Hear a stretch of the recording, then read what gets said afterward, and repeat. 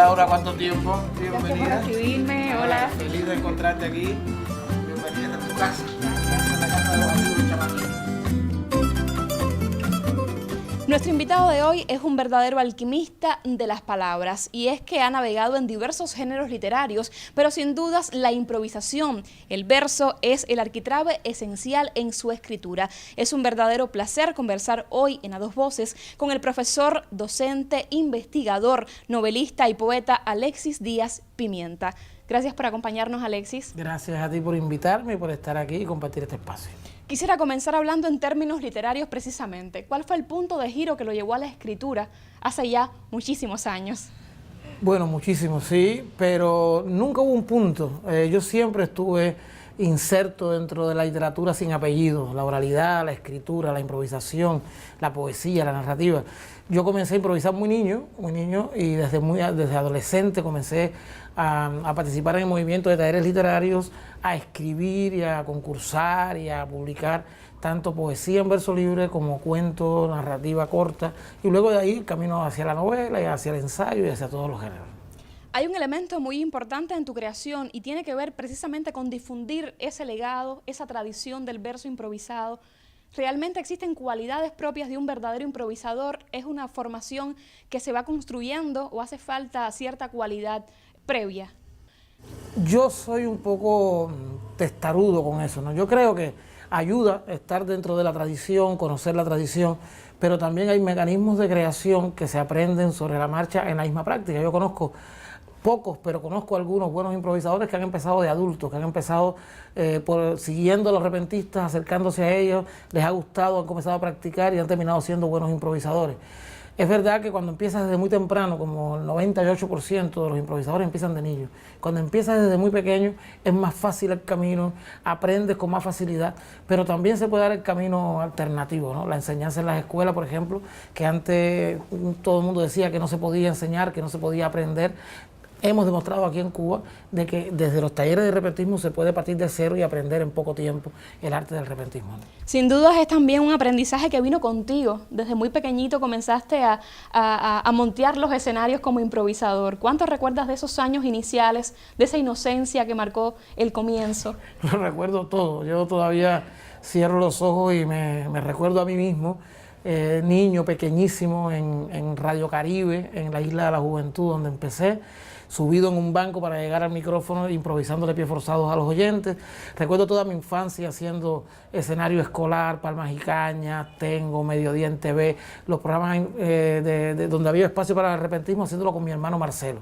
Marcelo y yo en los años 70 éramos los únicos niños repentistas que había en Cuba y recorrimos, por supuesto, todos los festivales pioneriles y todos los platos televisivos, compartiendo escenarios con Justo Vega, Adolfo Alfonso, Higuero de Cienfuegos, Celina González, con todos los grandes de la música campesina.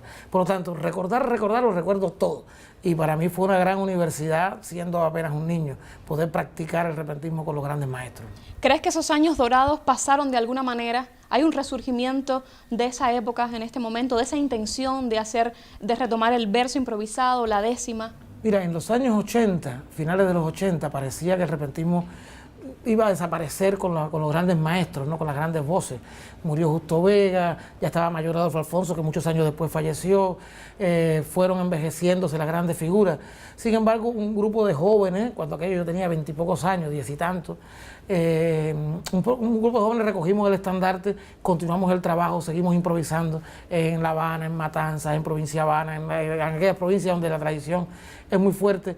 Pero yo creo que la verdadera renovación, la verdadera revolución ocurrió en el año 2000, cuando fundé la Cátedra de Poesía Improvisada en La Habana, cuando se fundaron 3 años después los talleres de repentismo infantil en todo el país y comenzó un movimiento infantil y juvenil del repentismo que 18 años después da como resultado que no solamente haya niños, niñas, adolescentes improvisando, sino que ese ejemplo se ramifique por América Latina y ahora mismo hay escuelas de improvisación en Puerto Rico, en Argentina, en Colombia, en Perú, en Panamá, en España también hay algunos proyectos que todos tienen como referente el modelo cubano y que todos utilizan incluso mis libros para los talleres. Por lo tanto, de aquel temor de los 80 en que iba a desaparecer con la generación de los maestros el repentismo a esta revolución del repentismo infantil, creo que podemos estar contentos, ¿no? Y seguros de que la tradición sigue viva. Sin duda, una parte también de ese rescate tiene que ver con el método Pimienta, que ha sido una especie de impulsor, de catalizador también de ese aprendizaje. ¿En qué consiste el método Pimienta? Mira, yo me di cuenta desde muy temprano, porque yo empecé muy niño, que la única manera, y la manera más fácil, más cómoda y en menos tiempo de aprender a improvisar era jugando. Entonces el método Pimienta es un método 100% lúdico. Yo he convertido en juegos de mesa, juegos de patio, juegos orales, juegos escritos, juegos de pizarra, todos los entresijos de la improvisación, de la poesía, del cante de tonada, del diálogo, de la controversia. Y entonces al convertirlo en juego es muy cómodo para los niños y para los adultos. Recuperar el aspecto lúdico de la poesía improvisada, darle un componente teatral, divertido, ha sido uno de los objetivos, es una de las esencias del método y por eso se hace tan dúctil, ¿no?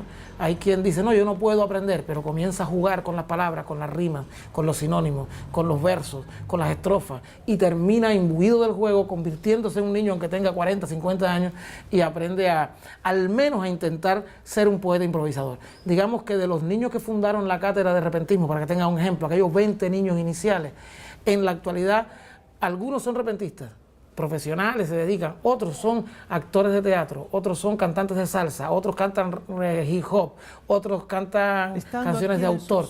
Todos han desarrollado una vía artística para cualquier género, pero con las reglas, con los entresijos, con las técnicas de la improvisación como gran aliado. Hay un elemento que también conectas con el tema del rescate, de la promoción de la décima, de la improvisación, y tiene que ver con el hecho de poder conectarlo con otras artes también, con estos grandes espectáculos que te has planteado y que has llevado a diversos escenarios del mundo. Sí, porque yo me di cuenta también con el paso de los años que aunque yo me dedicaba desde niño al repentismo, yo era un niño de la ciudad, yo no era un niño guajiro. Mi disco se llama El Guajiro Citadino por eso, porque soy un niño criado en La Habana, mis hijos nacieron y se criaron en La Habana, en mi casa se respira música guajira desde que yo era un niño, pero entonces mi relación con el campo es a través del arte. Entonces quería también demostrar que la improvisación no debe tener apellidos reduccionistas. La improvisación es un arte sin apellido. Puede ser rural, puede ser urbana, puede ser del pasado, puede ser del mañana, ¿no? Entonces ahora mismo, por ejemplo, mi hijo, mi sobrino Rolly Díaz, mi hijo Alex Díaz, mi hijo Axel y un grupo de jóvenes que andan alrededor de ellos están haciendo neorrepentismo, que ya es una manera de acercar la improvisación poética sin apellidos reduccionistas a las nuevas generaciones. Recientemente el Punto Cubano fue declarado Patrimonio Inmaterial de la UNESCO, una labor que también yo estoy segura que ha contribuido muchísimo a la familia Díaz Pimienta. Sí, nos sentimos más que felices, yo creo que era un reconocimiento necesario, legítimo absolutamente, no solamente por lo que hemos logrado mi generación, eso se lo debemos a lo que hicieron en los años 70 Justo Vega, Adolfo Alfonso, Chanchito Pereira, Efraín Riverón, todos los repentistas que fueron nuestros maestros, Jesucito Rodríguez y Omar Mirabal en los años 80 y 90, y todos los improvisadores cubanos que han venido, a veces con apoyo, a veces sin apoyo, a veces de manera absolutamente altruista, autogestionada, en las peñas campesinas de la capital se ha improvisado desde los años 70 sin tener muchas veces el realce mediático que merecían. Entonces todas esas son pequeñas piezas de un gran puzzle que ha dado como resultado, primero que Cuba lo reconozca como patrimonio nacional hace unos años y que ahora la UNESCO lo reconozca como patrimonio universal, ¿no? de toda la humanidad, la improvisación poética, identificando en el repentismo cubano a todas las formas de improvisación del mundo. ¿Crees que es un proceso vivo que está cambiando con esa dinámica de cambio, de transformación, o es, digamos, que una tradición detenida en el tiempo? No, yo siempre lo dije, la improvisación poética, el punto cubano, es una tradición viva, por lo tanto muta. Y esto mismo que está pasando con los muchachos jóvenes y el neorrepentismo es una de sus mutaciones positivas. Y me gusta decir siempre que no solamente es el repentismo, es el punto cubano como complejo musical. Las tonadas, el toque de instrumental, el diálogo poético epiforzado, la seguidilla. Todo ese complejo musical, artístico, poético, musical, es lo que hace que esta manifestación sea un patrimonio no solamente nuestro, sino del mundo entero, ¿no? Y yo creo que no hay que tener miedo. Las escuelas son, digamos que el último bastión, pero nunca va a ser el último, porque después de esto surgirá otra forma. Yo siempre digo que también que lo mejor de la improvisación está por venir. Las nuevas generaciones nos van a sorprender positivamente, seguro. Hay una experiencia muy singular unida a la promoción, a la difusión de esta teoría de la improvisación que has creado, el método Pimienta, que tiene que ver también con el uso de Internet, de las nuevas tecnologías. ¿Cómo ha sido esa incursión en el espacio digital?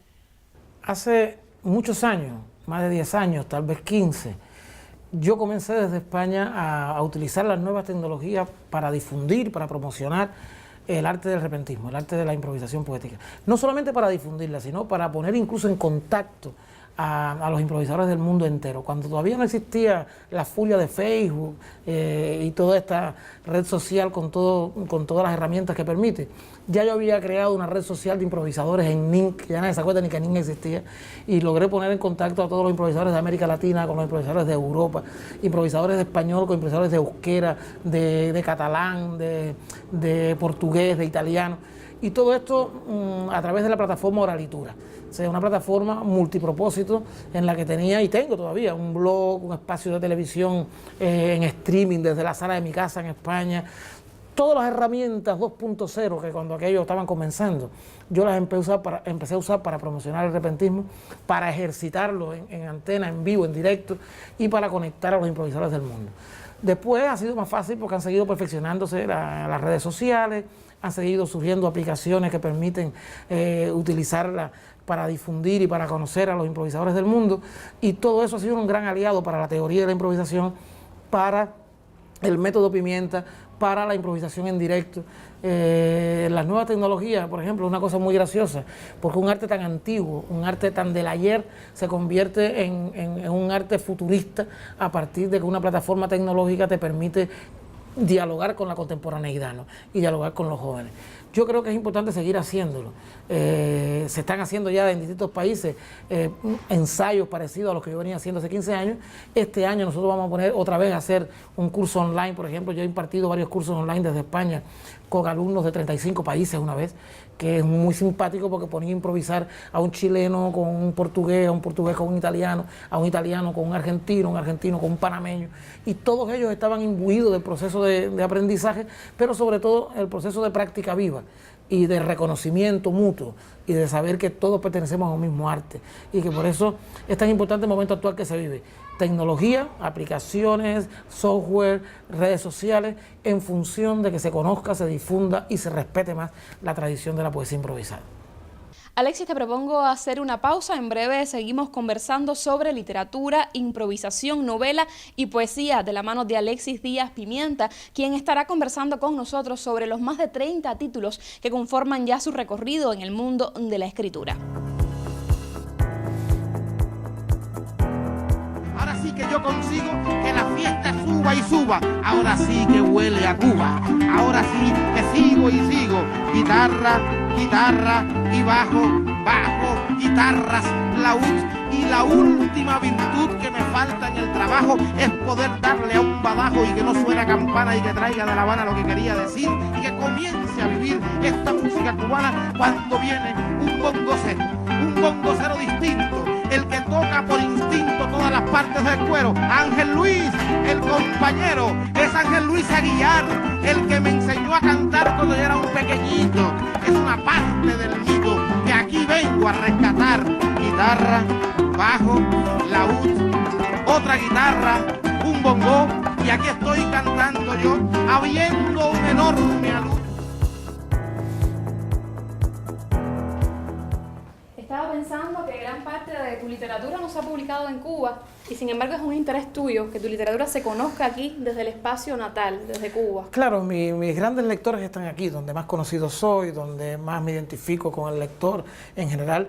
Lo que pasa es que como llevo tantos años, más de 25 años compartiendo mi vida entre Cuba y España, he publicado muchos libros en España. He publicado 40 títulos en total. De esos 40 títulos, a lo mejor 15 se han publicado en Cuba. El resto de la obra, el plan nuestro es que poco a poco se vaya reeditando en Cuba para que se conozca. Sin embargo, la literatura infantil no. La literatura infantil, digamos que el 98% de mis libros para niños se han publicado en Cuba, con gente nueva, con Abril.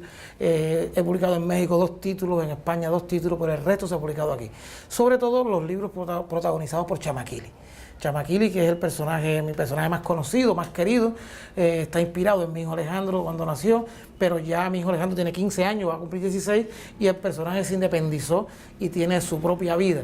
Un personaje inspirado en su vivencia, escrito por mí los poemas, ilustrado por Jorge Oliver Medina, nuestro gran Oli, y entonces se han publicado 10 libros. Aquí tengo uno de los tantos que se publicó hace muchos años, ahora se reeditó, se reimprimió.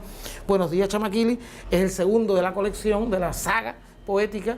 Y este año, que por eso estamos tan de cumpleaños, tan de pláceme, se va a presentar el gran libro de Chamaquili, que son poemas, más de 100 páginas, 120 páginas ilustradas por Oliver, ese Chamaquili mayor, 120 páginas de poemas e ilustraciones de Oliver, que resumen un poco la historia del personaje, una selección de poemas de los 10 libros. Se va a presentar el día 3 de febrero en el Pabellón Cuba a las 11 de la mañana. Están invitados todos los niños, todos los adultos. Va a haber un gran cake, va a haber música, va a haber improvisación, va a haber una gran fiesta celebrando los 10 años de Chamaquili. Entonces, Chamaquili, el Quijote en verso, que también ha tenido 2 reediciones, nuestro Quijote en verso en un lugar de La Mancha, se va a publicar también ahora en España. Acabo de traer de México el libro de los niños que usan gafas, mi última obra para niños, también se va a publicar aquí en Cuba, para que todos los niños que usan gafas sepan que tienen un libro pendiente para ellos. El extraño caso del niño que acusaron de morder la luna, lo vamos a reeditar con Abril. Sigo escribiendo para niños. Mis libros de teoría de la improvisación y enseñanza del repentismo, el método Pimienta. Con este libro trabajan las escuelas de improvisación en Cuba. Son más de 700 páginas de juegos y ejercicios para aprender a improvisar. En Cuba y en Argentina y en Colombia y en todas partes se está trabajando con este libro, y sobre todo teoría de la improvisación poética, que es la base teórica del método y de todas las investigaciones que yo he podido hacer sobre la improvisación. Faltan aquí, porque no tengo ejemplares, mis novelas, mis libros de cuentos, mis poemarios para adultos, en décima, en verso libre, pero todo eso, repito, esperamos que a lo largo del 2018 y en el 2019 podamos ir poniendo poco a poco al lector cubano al día con literatura. ¿Hay una línea común que conecta tu obra en el ensayo, quizás en la novela, en la poesía? ¿Cuál es el interés mayor de Alexis Díaz Pimienta cuando se enfrenta a la página en blanco? Yo siempre digo que yo nunca veo la página en blanco. Es una especie de daltonismo creativo. Yo no veo la página en blanco o de antidaltonismo, ¿no? Para mí, la palabra es el gran pie forzado, la palabra. Entonces, como siempre soy un palabrófago, soy un consumidor de palabras, enfermizo, patológico. Yo lo único que necesito es tener tiempo, tener energía, salud para ponerme a escribir. Disfruto mucho la escritura. No me propongo cuando me siento, voy a escribir una novela, voy a escribir un cuento, voy a escribir... No, me siento a escribir, como me decía el maestro, el indio Naborí, me dijo hace muchos años cuando era un adolescente, que cada historia trae su propia emoción y cada texto trae su propio pulso. Por lo tanto, si te propones a priori escribir un soneto o escribir una décima o escribir un poema en verso libre, te estás encorsetando tú mismo, te estás cortando las alas. Siéntate a escribir lo que sientes y ya el propio pulso narrativo o poético te llevará a un género o al otro, ¿no? Por lo tanto, la hoja en blanco no me da miedo, le escribí incluso un poema de homenaje a la hoja en blanco, al contrario, es un estímulo, me encanta esa sensación de vacío para poder llenarla de palabras. Un elemento importante también en tu obra tiene que ver con ese diálogo con el mercado. ¿Hasta qué punto has logrado enrolarte en esos espacios de circulación del libro internacional que son tan complicados? ¿Y cómo has logrado defender una obra tuya tan auténtica, tan cubana? Mira, creo que es todo lo contrario. No me he interesado para nada el mercado, no me he enrolado en el mercado, no me he enfrentado con él, no he querido que él se enfrente conmigo. Digamos que el mercado del libro existe y yo existo. Entonces yo escribo, yo siempre digo que el objetivo final es la escritura, no la venta, ni siquiera la publicación. La publicación es necesaria para que conozcan. Decía Mallarmé que un libro no está escrito hasta que no se lee. Por lo tanto, es importante que luego... Pero mis libros tardan 10 años, 12 años en salir a la luz. La novela que voy a entregar este año tiene 19 años escrita. Cada uno de mis libros ha salido casi 10, como promedio 10 años después de su escritura. Por lo tanto, mi objetivo número 1 es escribir. Si se publica después o si tarda en publicarse, eso es otro capítulo.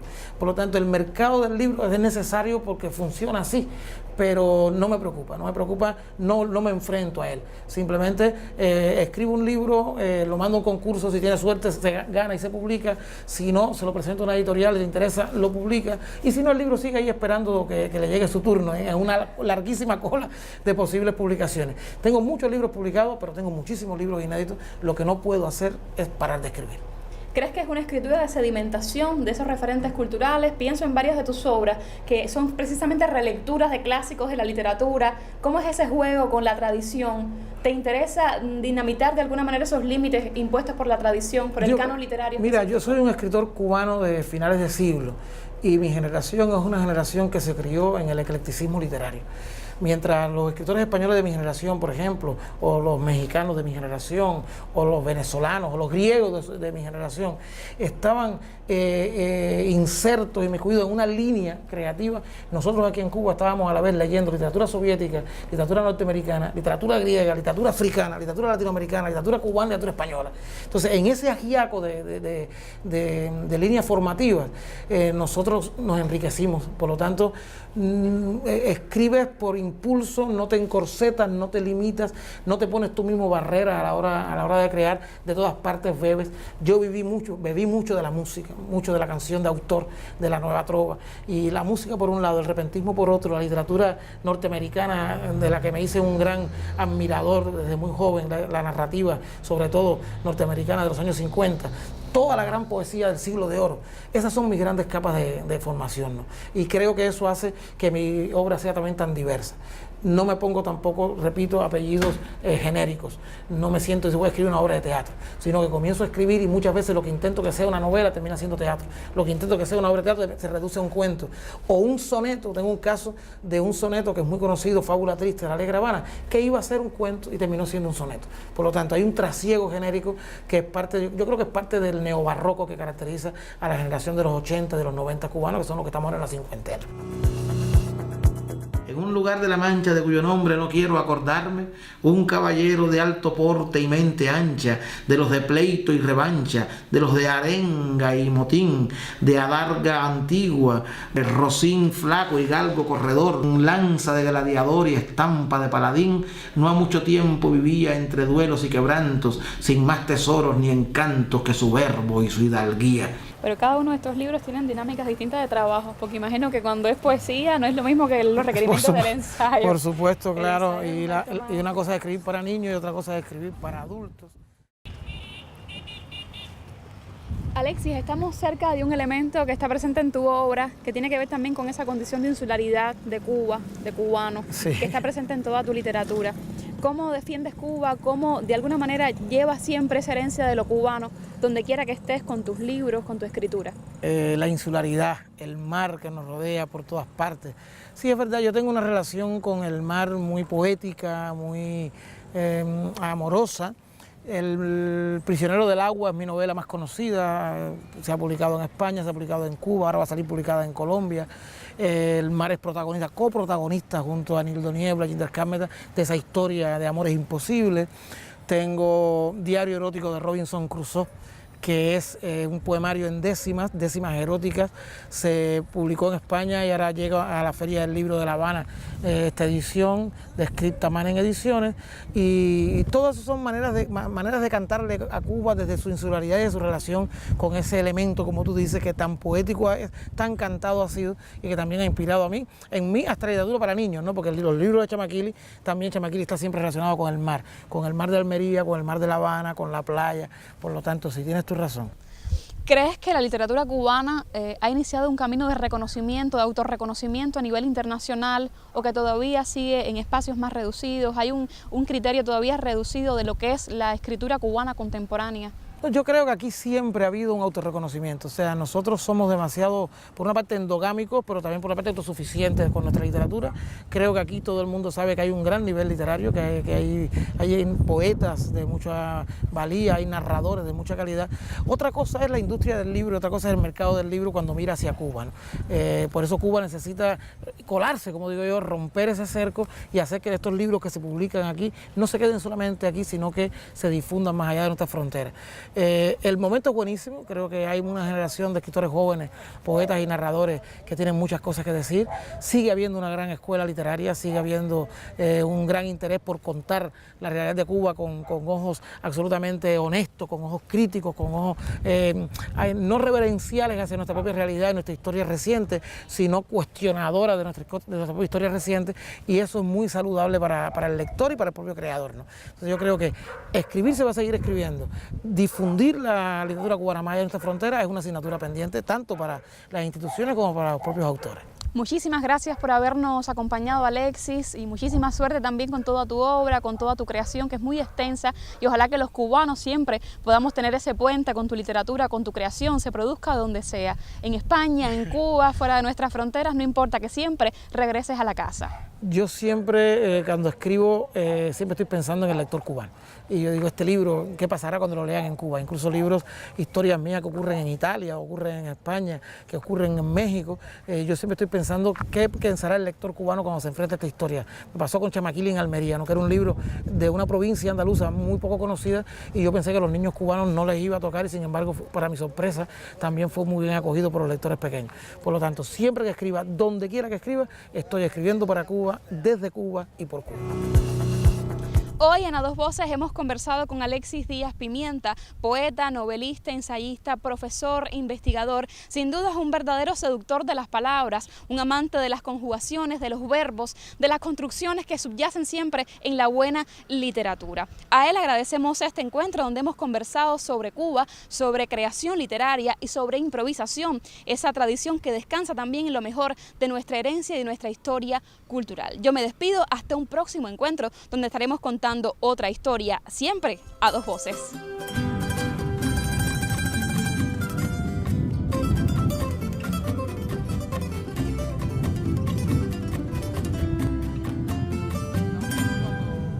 Con la torpeza de un hombre que se levanta dormido, va mi segundo apellido tras el primero y mi nombre. La guitarra suena y suena, la guitarra está sonando y yo estoy improvisando para crecer en escena. Ahora la fiesta es más buena, pero me falta un laudista, un hermano repentista que con las cuerdas que toca hace que llegue a mi boca Fernando Murga. A la vista viene Fernando, y Fernando, además de pelo, tiene la música que conviene cuando estoy improvisando.